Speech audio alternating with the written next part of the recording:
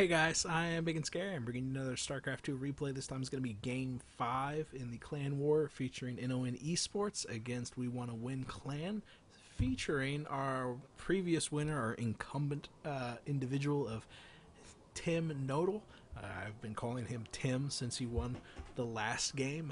He is our Protoss, a blue Protoss, a very competent master, very good master. He was impressive game in the last one. I'm looking forward to this one because I've cast another game by Soul. I went by soulFLURE for him just because I really can't pronounce FLURE, so I went with soulFLURE or just Soul.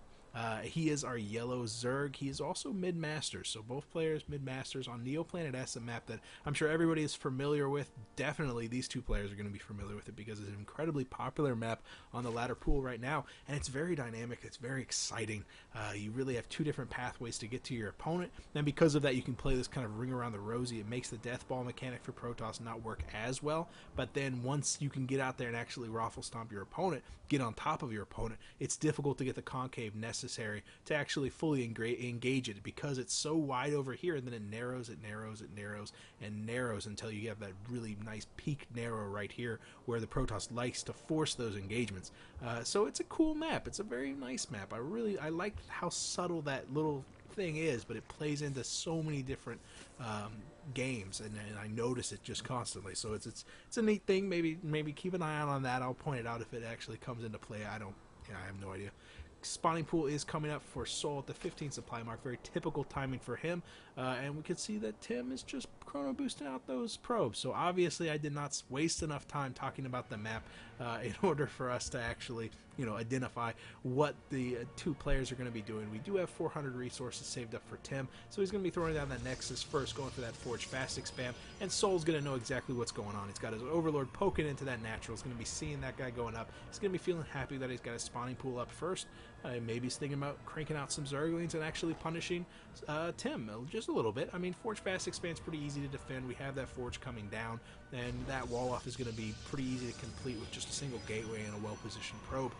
Regardless, we do have 4 Zerglings popping out. We have that first Queen on the way, and the hatchery has already been thrown down on the low ground, so Soul's not going to be balls to the wall being crazy aggressive or anything like that. But anytime you see a Nexus first, you really want to get out there and just poke to see if your opponent can slip up, because it's very easy to forget hold command on that probe, to forget to throw down the photon cannon, to forget one of the 30 different things that allows this wall off to actually work. So yeah, it's a wise decision to just get out a handful of Zerglings to see if the wall is actually complete, to see if the wall is actually competent. And this is also something that I can never do, man. I am just not this ballsy. I don't have the guts to throw down a third hatchery even before I poke at the front door. The Zerglings do come in. They will manage to kill the probe, but not before the pylon is thrown down and the photon cannon finishes. Good control there, good awareness by Soul to pull back his Zerglings before they actually get sniped down by that photon cannon, canceling the pylon and repositioning another probe there. A very good decision too, recouping some of the lost resources by throwing down that pylon. But the third hatchery is going to be clutch, because right now we see the harvester count 22/18, but that's going to dramatically shift to the favor of Soul as we have 5 more drones on the production tab. The queens are going to be starting to pop out. We do see the first one popping out in a handful of seconds. Our second one, pardon me, I was wondering, I was like, I don't see her at the main, I don't see her at the natural, because she's waddling her butt over to the third. Good for her.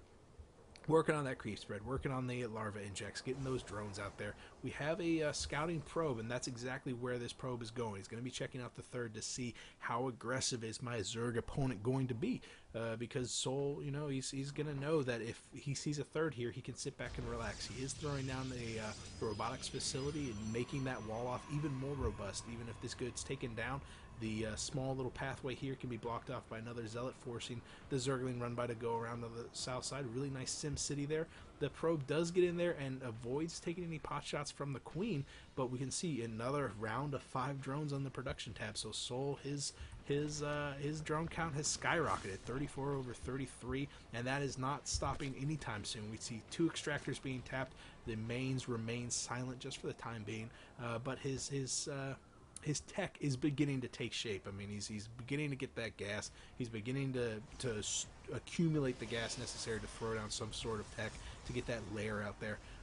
And he's equalizing the economic disadvantage, because you never want your opponent to be up on even bases, Protoss to Zerg. So that third base has been taken and is beginning to get saturated again. We see just drone after drone. The Roach Warren is coming down, but that's more to defend against some push that Tim might be doing, some sort of timing push, maybe sneaking out a proxy pylon and warping in a handful of zealots so that you can, produce a handful of very robust roaches and actually deal with that while you're working on your own saturation. We don't see any drones being produced right now, which is kind of weird.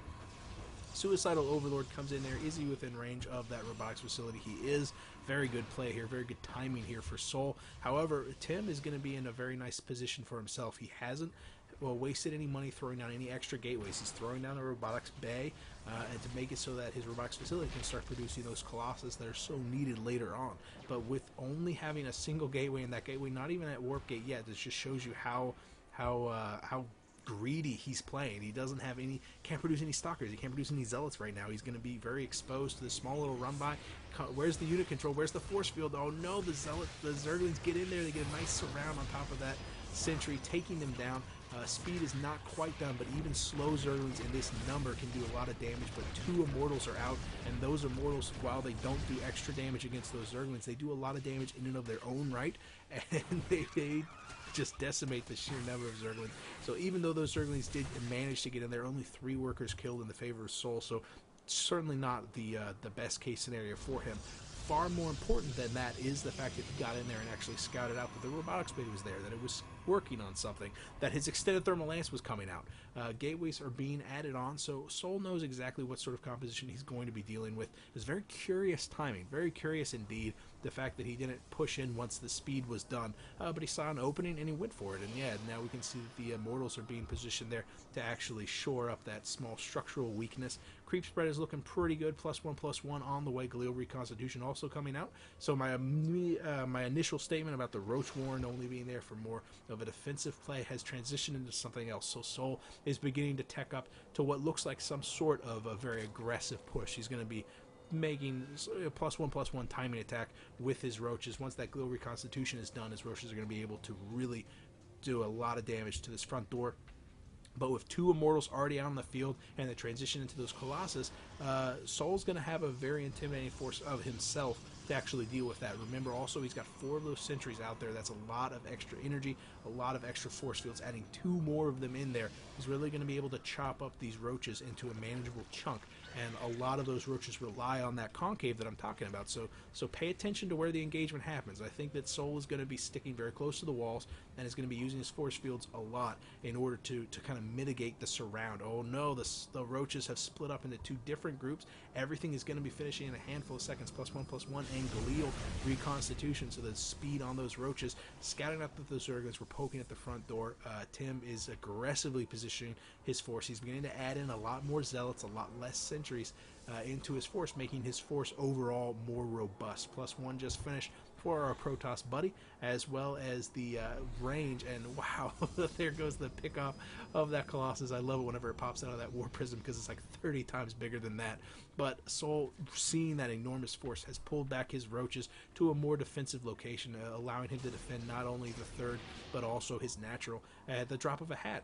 And where we do have that Warp Prism going off to the top left-hand side, and yeah, Tim is actually following suit with it. He's going to be swinging around that secondary pathway to poke up into that third, and Soul is getting nervous because he just hasn't seen that force just yet.